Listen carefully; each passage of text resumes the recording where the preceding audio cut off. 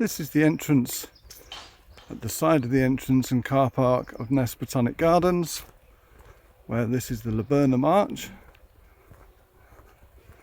and obviously wisteria as well. Got some good age to that stem. Take you around some of the botanical plants around the garden, some of the interesting plants that I find interesting, and see if there's something that you like as well. And you enter Ness from the main car park to the main building, which is where you go through to the main gardens on the other side. Now, when we started up some years ago, we did first propagate this. I had this growing in the nursery, and I kind of propagated it to death. So there's a lot of people out there that have got this in their gardens now. This is an iris, and if you can just see at the back here, you can see how it grows on these long stems. It's called the bamboo iris because it has these bamboo stems, iris on the top, and then on the top of that, these lovely spring blue flowers. Fabulous addition. I haven't got it anymore, but I'm sure that it's in some of your gardens because we did sell a lot of them. And a climber that you again rarely see. It's just in flower. It's in full flower at the moment. There's a little bee at the back there taking the nectar out of the flowers. This is the kiwi fruit, but this is the variegated kiwi fruit with these pink splashes. What's it called? Actinida colomicta. That's it. Actinida colomicta, a climbing kiwi fruit with pink leaves. And an absolute beauty. This is the tree peonies. I remember when I was at college, there was one of these in one of the big London parks, and it was way above my head. This one's about 5 feet tall, and in the northwest you generally get them about 5 feet tall. But the tree peonies aren't difficult to grow, they're just very expensive to buy. They have to be grafted, and they're expensive in the garden centres, but well worth it as a present for yourself for the garden.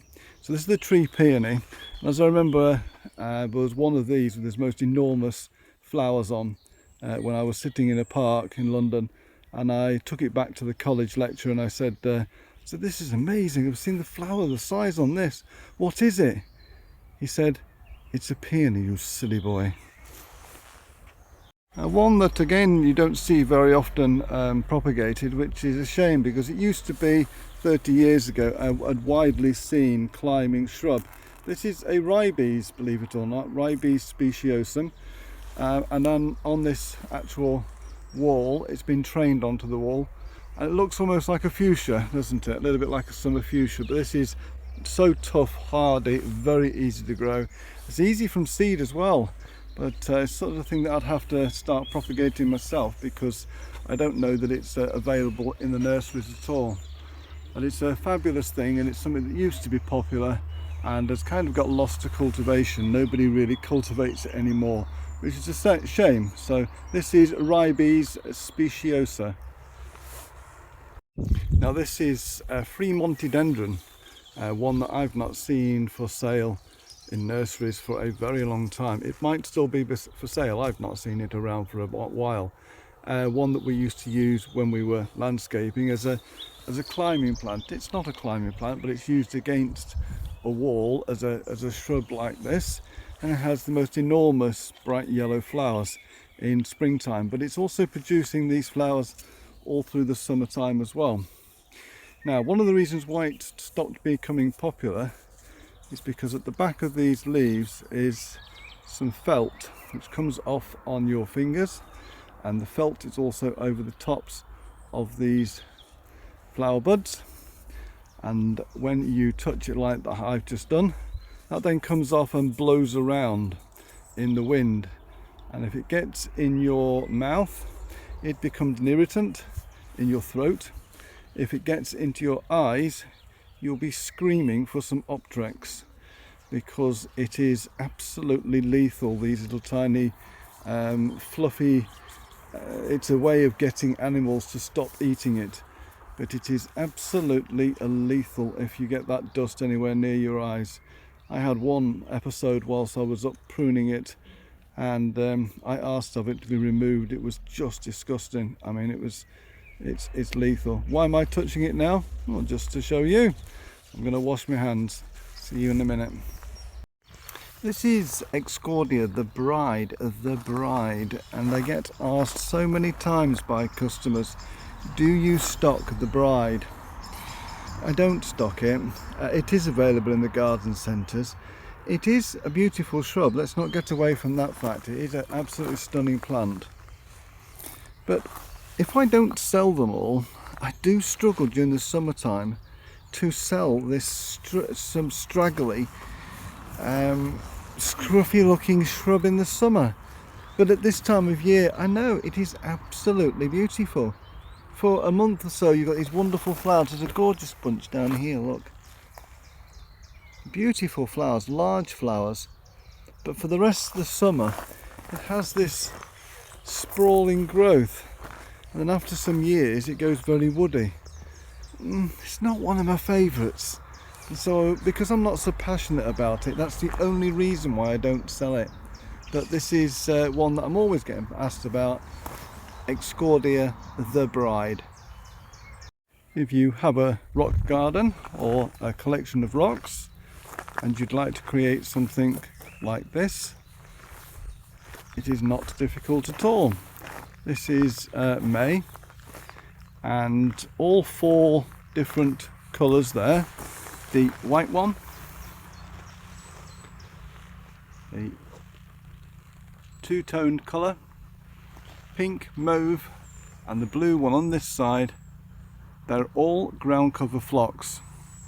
We have them in the springtime, and I do try to get them again in the summertime, and it's the one that has the very small leaves, and it makes a lovely ground cover effect. And these have probably been in for about 5 years and now are all knitting together. So ground cover alpine phlox.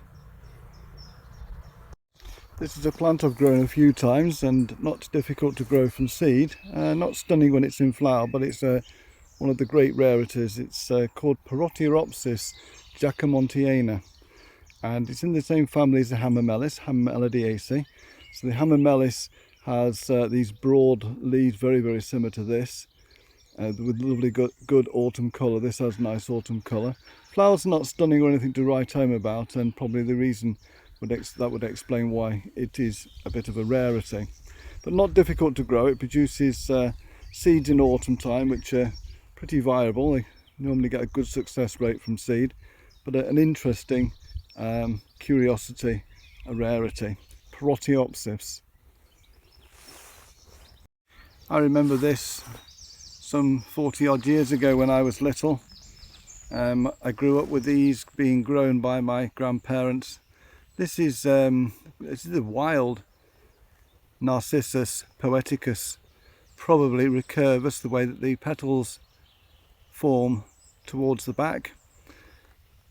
But it's rarely seen now. It's been planted here, naturalised, and there's only a few of them are in flower. Highly perfumed, late flowering, always in flower about May, towards the end of May. But I remember my nana and granddad, they grew hundreds if not thousands of these in pots for the cut flower industry. No longer does that go on, but this is a beautiful wild English flower. Narcissus poeticus.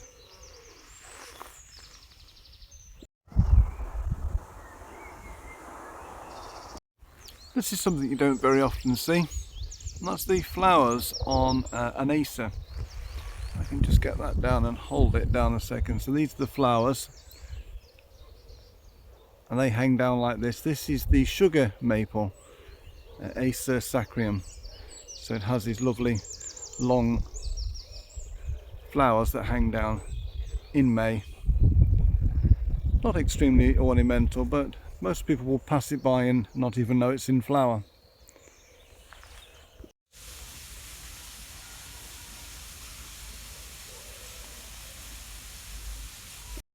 This is a rosemary that we have from time to time. It's not an upright growing rosemary, it tumbles over the edges of walls.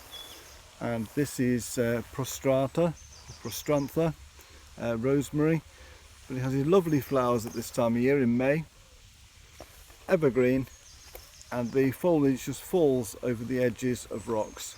Still used culinary, it's still an edible form of the rosemary. Very, very pretty the way it falls over the edges of paths and rocks.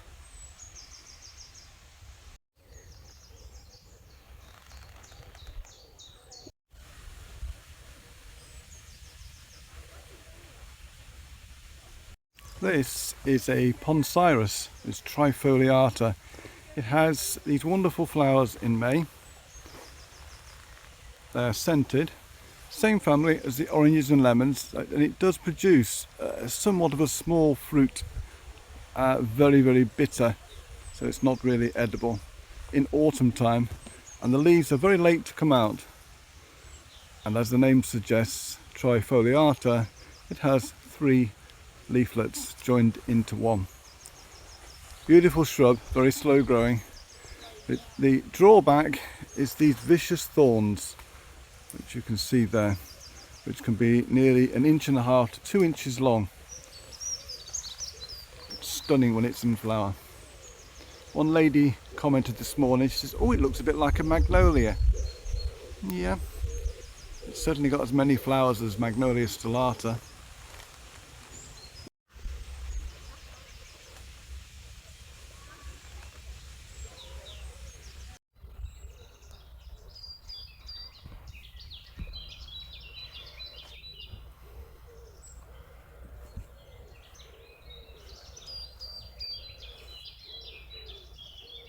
And not a bad one to finish the day on.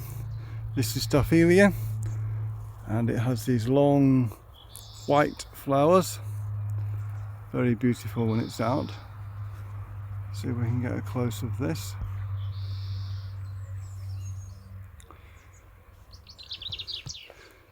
Lovely pinnate leaf, which is very attractive during the summertime. Lovely autumn colours too. And then bladdersennas, bladder pods in autumn time. But a beautiful thing. Very, very pretty. Same member of the family as Stachyurus. I propagate a lot of those. That's Staphylia. Probably pinnata.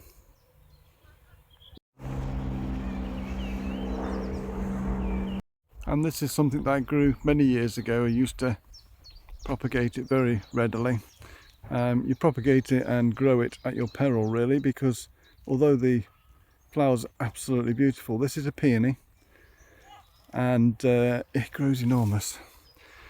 6, 8, 10 foot tall, and its relative, well, its friend, brother, sister, relative is this one, which is the darker foliage form. That also grows very big as well, this plum purple when it first comes out. So they're both peonies. I used to call that one Peony Ludlowii lutea. You might have to check the names. I used to call this one, the purple one, Peony delavei. But I'm going back about 10 years now, so I may be just a bit out of fashion with my naming. But if you start with that, if you really would like a big peony growing in your garden, most tremendous colour. They're very easy though. I mean, really, really easy to germinate from seed, and really, really easy to grow any soil, anywhere. Silver birch with the wonderful catkins, looking absolutely splendid. I'll see if I can show you another one in a moment with even longer catkins than this. An added bonus to your silver birch. Here you are. This is a silver birch with even longer catkins, grown really more for the length of these beautiful catkins at this time of year than the bark. The bark is rather dull and black, but a beautiful long catkin form.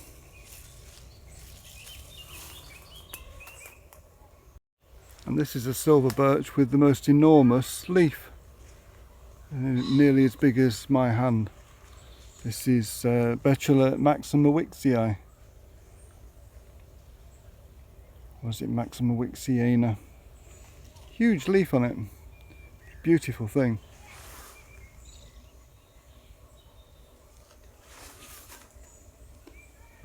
Oh, now this is what I like. This is a Picea. You can tell by the new little growths that are coming off it. And these are the pollen. You see that? Watch again. Wow. This is Picea morrisonicolia.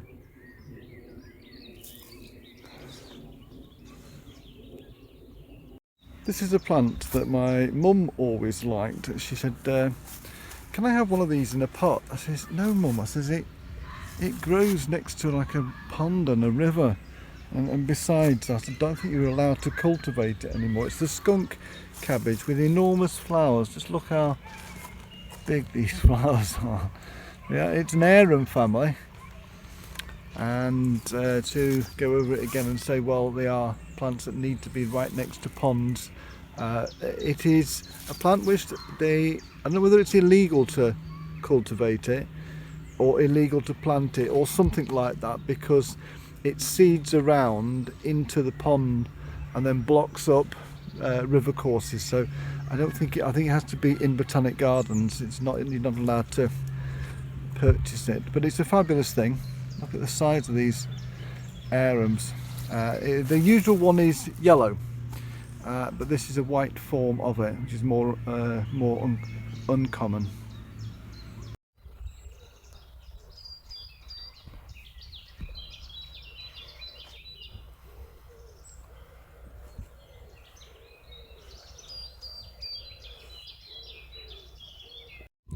This is just to show you that not all sorbus trees are huge. This is a mountain ash, this is a rowan, and it is one called Matsu Muriana. Matsu Muriana, and it's from Japan. Just in full flower at the moment, looking absolutely splendid. The usual leaf, but with no pruning, it's made a rounded habit, about 8-10 feet tall. Stunning plant, really is very, very nice, and also brilliant when it's got the berries on it as well. I'm not too sure whether to show you this one. There's some children playing in the background at the moment, which brought this one to my head because there's a particular story about this plant. It's covered in flowers at the moment, tiniest of leaves. It's a Corokia cotonista. There's another one called Corokia microphylla, with tiny little leaves to it like this, but lots of flowers. The whole thing's covered in flowers at the moment. What makes me think of the children is in Australia, where this grows, it is a sort of thing that a child is meant to be able to bounce on and jump on, and it bounces back into shape. I'm going to ask the children not to do that though.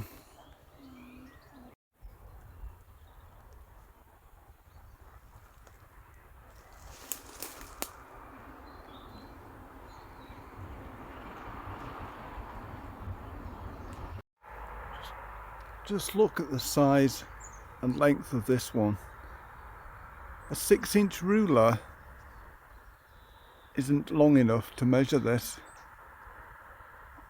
This is Berberis prattii. Some natural planting are better than others. This is allium. This is Camassia.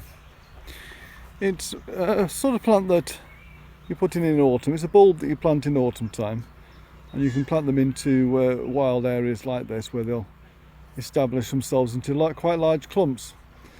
And this is the blue form. There are loads of different varieties of them now, but this is Camassia. So earlier we looked at a betula with very large leaves. It was called Maxima Wixiana. Nothing to do with the size of the leaf, but it was to do with the person who collected it. This is Acer Maxa Mowixiana, or Maxima Wixianum. It's just got some seed capsules, seed keys, they're called keys, the winged capsules on there at the moment. It has a hairy leaf to it.